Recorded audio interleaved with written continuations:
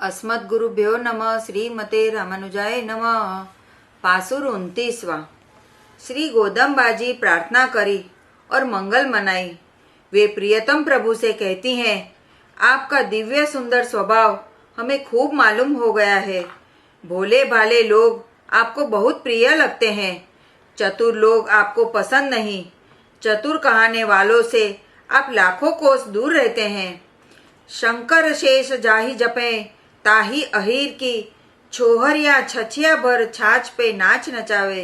वृंदावन में भगवान के समीप ब्रह्मा आ करके अपने अपराध की माफी भगवान से मांगे तथा माफी मांगते हुए स्तुति किए। उनकी तरफ आपने देखा भी नहीं।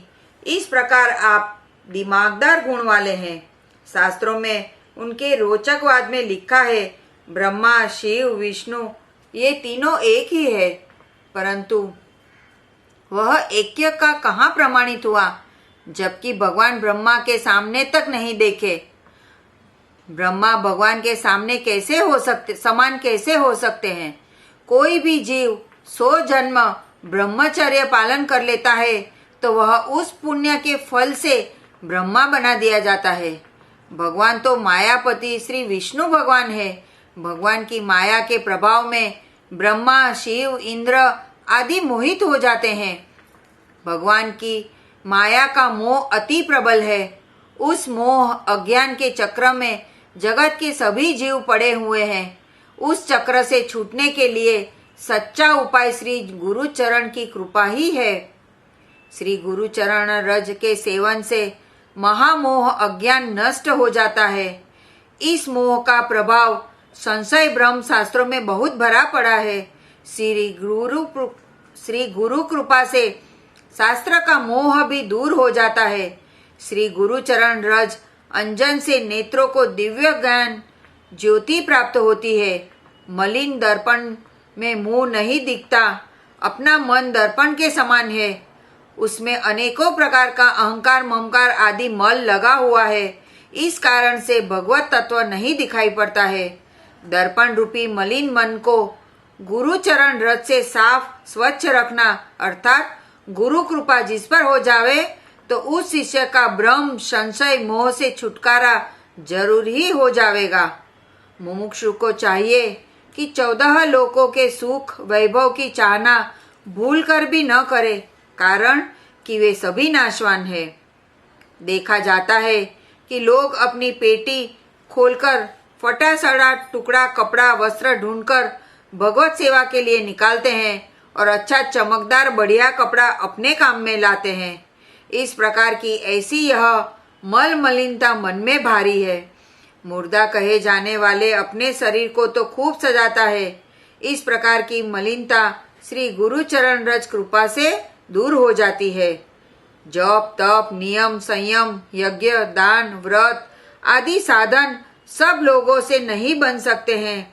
वे साधन करने में बड़े कठिन है, परंतु श्रद्धा विश्वास पूर्वक अपने श्री गुरु जी के श्री चरण रज का अंजन सेवन प्रगट अथवा मानसिक करें तो उसका काम बन जाएगा। सभी गुण उसके वश होंगे। मोह रूपी अंधकार को दलन कर सुप्रकाश करेगा। जितना भी गूढ़ गोप्य ज्ञान है सब प्राप्त हो जाएगा। श्री रामचरित का प्रगट साक्षात अनुभव होगा। चरित्र सूझने लगेंगे। प्रभु कृपा कर हमारे शरीर में श्वास को चलाते ही हैं। ऐसे कृपालु प्रभु के लिए कभी अच्छी चीज बाजार से नहीं खरीदता है। अपने और अपनी स्त्री लड़के के लिए अच्छा देखकर खरीद लाता। साले जवाई और कुटुंब के स्वागत आओ भगत में 2500 प्रकार के पदार्थों को लाता है। बहुत धन खर्च करता है, परंतु भगवत भागवतों के लिए सच्चे प्रेम से कुछ नहीं करता। गरीब भागवतों को देखकर दूर से हाथ जोड़ता है तथा उनका अपमान करता हुआ अपने को चतुर मानता है। भगवान का स्वभाव देखिए कि कितना वात्सल्य प्रेममय है कि सुदामा के एक मुट्ठी भर चावल तथा सबरी के जंगली फल बेर बहुत प्रेम से बखान कर खाए और बहुत प्रसन्न हुए। भगवान की सेवा में एक तुलसी का सूखा पत्ता ही दो, उतने से ही भगवान प्रसन्न होते हैं। मोह का स्वरूप ऐसा है कि वह ऐसा करता है कि सीधे को उल्टा, उल्टे को सीधा बना देता है। भगवान के उत्सव मनाने में कुछ भी खर्च नहीं करता, उत्सव नहीं मनाता और घर में बच्चा पैदा होने पर बाजे बजवाता, बंदूक छुड़वाता है, यार दोस्तों को मिठाइयाँ बांटता है। यह सब मोह ही के कारण ऐसा होता है। मोह रूपी रोग को दूर करने के लिए गुरुचरण रज ही एक परम दिव्य औषधि है। अपने श्री गुरु जी, अपने सेवा मूर्ति अर्चा स्वरूप भगवान में पूर्ण विश्वास और प्रेम करे तो उसके लिए सब प्रकार का सुख प्राप्त हो जाता है, उसका सदा ही कल्याण है। मन के सभी रोग, शास्त्रों का भ्रम, संशय, माया जाल, प्रशंसावाद में जो झोरा उलझन है वह सब गुरु कृपा से ही दूर होता है। शास्त्रों में मोह भरा हुआ है, जिसके कारण पर तत्व निर्णय समझ में नहीं आता। लिखा है, तीनों की कथा एक है, परंतु सच्चे गुरु चरण की कृपा हो जाने पर यथार्थ निर्णय समझ में आ जाता है। परमात्मा एक ही नारायण श्री लक्ष्मी जी के पति हैं। शिव, ब्रह्मा, इंद्र ये सब माया के वशीभूत है। ये लोग कोई परमात्मा नहीं है। परमात्मा तो मायापति है। परमात्मा श्री कृष्ण जी यमराज को डांटे, इंद्र को फटकारे, शिव को युद्ध में हराए, ब्रह्मा के आने पर उसकी तरफ देखे तक नहीं। शिव, ब्रह्मा आदि 33 करोड़ देवताओं का संकट परमात्मा ही दूर किए। ऐसे महान समर्थवान भगवान है। भगवान का स्वभाव दयालु है। वे भोले भाले जीवों पर बहुत प्रसन्न खुश रहते हैं। चतुर कहे जाने वाले लोग जो कि यथार्थ में मूर्ख है, वे भगवान से दूर रहते हैं। वाल्मीकि जी ने यह बात कही है कि श्री सबरी जी परमात्मा का सम्यक पूजन करी है। श्री सबरी जी परमात्मा की अत्यंत प्रिय हुई। सबरी जी बहुत भोली भाली, सच्ची, गरीब, नीच जाति की बूढ़ी स्त्री थी, परंतु सबरी जी को अपने गुरुचरण कृपा का, उनके अनुग्रह पर पूर्ण विश्वास था। ऐसी भोली भाली सबरी जी के पास भगवान स्वयं दर्शन देने पधारे। बहुत प्रेम से सबरी जी ने भगवान के चरण धोए और अपनी झोपड़ी में घास के आसन पर बैठाया और खाने के लिए फल जो उस गरीबन के पास थे वही भगवान को खिलाया। इस प्रकार की उसकी प्रेम भरी सेवा को देखकर भगवान सबसे ज्यादा सबरी जी पर प्रसन्न हुए। किसी भी बड़े ऋषि मुनि ने सबरी के समान सच्चे प्रेम से भगवान का स्वागत पूजन नहीं किया। सबरी के सामने साक्षात परमात्मा श्री रामचंद्र जी विराजमान है।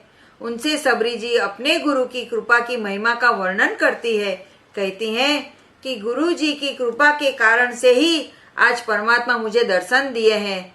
प्रभु उस पर बड़े प्रसन्न होकर कहे कि तुमको परमपद वैकुंठ भेजेंगे। सबरी जी ने कहा, जहाँ हमारे गुरुदेव रहते हो वहीं उन्हीं के पास हमें भेजे। गुरु जी से अलग हम नहीं रहना चाहते। गुरु जी कृपा कर कहे थे कि मैं परमपद भगवान की सेवा में जा रहा हूँ और तुमको यहीं पर भगवान के साक्षात दर्शन आकर देवेंगे। श्री गुरु जी के वचन के अनुसार आप परमात्मा कृपा करके साक्षात मिले। सबरी जी भगवान से कहे, हमारे परम पद में आपके गुरु जी हैं, तुमको हमको वहीं ले जाएंगे। सबरी जी पूछती हैं कि परमपद कितना बड़ा है। भगवान कहे कि अनंत कोटि ब्रह्मांड से भी बड़ा है, बहुत सुंदर है, सब सुखों से बढ़कर सुख आनंद देने वाला है। सबरी जी कहती हैं कि गुरु जी के बिना परमपद नहीं चाहिए। धन्य है गुरु भक्त सबरी जी की, जिनके सामने परम सुंदर साक्षात श्री भगवान विराजे हैं, परंतु वे तो गुरु चरण कृपा को ही याद कर गुरु जी के ध्यान में ही मुग्ध हो रही है। कहती हैं कि श्री गुरु कृपा कर बताए हैं, तब मालूम हुआ कि आप भगवान हैं। करोड़ों जन्म से भगवान को नहीं जान पाए। जब गुरु जी ने कृपा किया तब उनके बताने से आप भगवान को प्राप्त किया। इस प्रकार गुरु कृपा की मूर्ति है।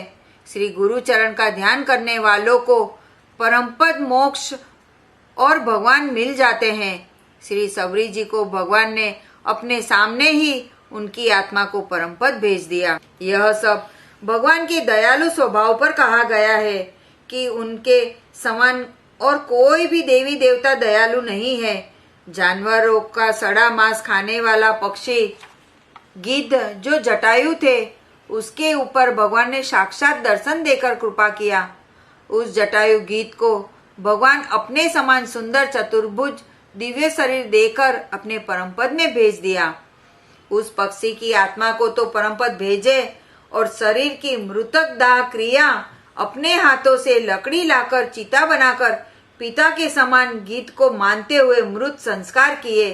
श्राद्ध तर्पणादि करते हुए उस गिद्ध को याद करके बहुत रोए। चित्रकूट में रहने वाले श्रृंगवेरपुर के निषाद जी नीच जाति के ही थे। वे भगवान श्री रामचंद्र जी के एकमात्र परम प्यारे हुए।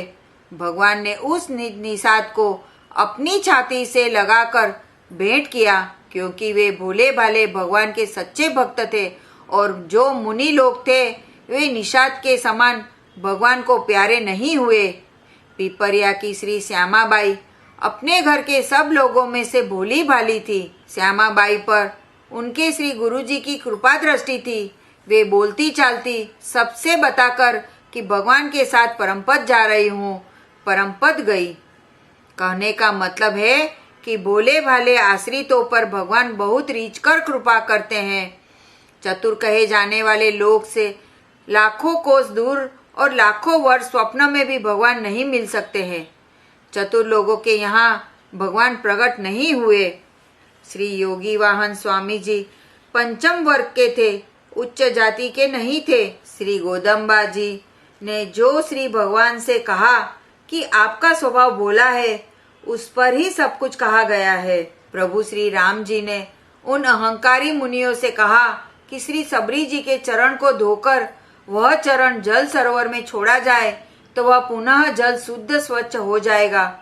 मुनि लोग राम जी का पैर धोकर वह जल सरोवर में डाले, परंतु जल स्वच्छ नहीं हुआ। आखिर में सौरी जी के पास जाकर विनती किए, सौरी जी के ही चरण धोकर वह उनका चरणामृत सरोवर में डाले, तब उस सरोवर का जल फिर से शुद्ध स्वच्छ हो गया। गोदावरी जी का जल भी अशुद्ध था, उसमें सबरी जी के चरणामृत डालने से वह शुद्ध हुआ। भगवान से श्री गोदम्बा जी कहती हैं, आप भोले भाले हैं, तभी तो आप गोप कुल में पैदा हुए। श्री कृष्ण कन्हैया का मंगल हो, बलदाऊ के भैया का मंगल हो, माखन के खेवैया का मंगल हो, व्रज चीर चुरैया का मंगल हो।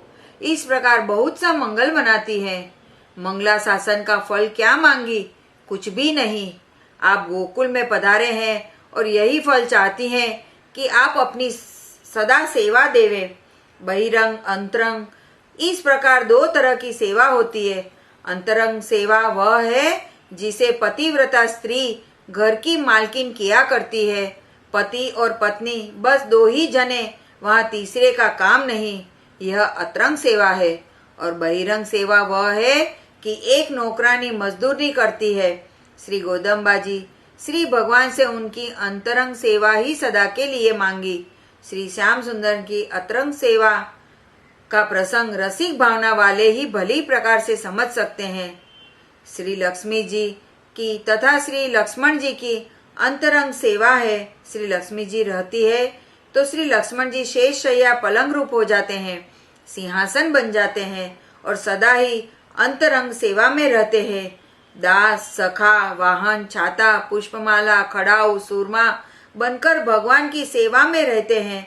श्री गोदम्बा जी से श्री लाल जी कहते हैं, आप अपने सुख के लिए प्रीतम से भेंटना चाहती हैं? तो वे उत्तर देती हैं, नहीं नहीं, आप ऐसा न समझे। तांबुल, पान, बीड़ा मालिक के लिए, मालिक के मुंह में पहुँचे, यही उसका स्वरूप है। इसी प्रकार से आप प्रभु ने हमको बनाया, आप प्रभु के लिए ही हम हैं। प्रभु को हम सुख पहुँचावे, इसी तरह प्रभु के सुख पहुँचाने में जो सुख हमें मिलेगा, उस सुख का भला कौन न चाहेगा। प्रभु से अंतरंग सेवा रहित मांगी कि अंतरंग सेवा हमें दीजिए। श्री लाल जी पूछे कि आप लोग सामग्री हमसे मांगी थी, उसका क्या मतलब?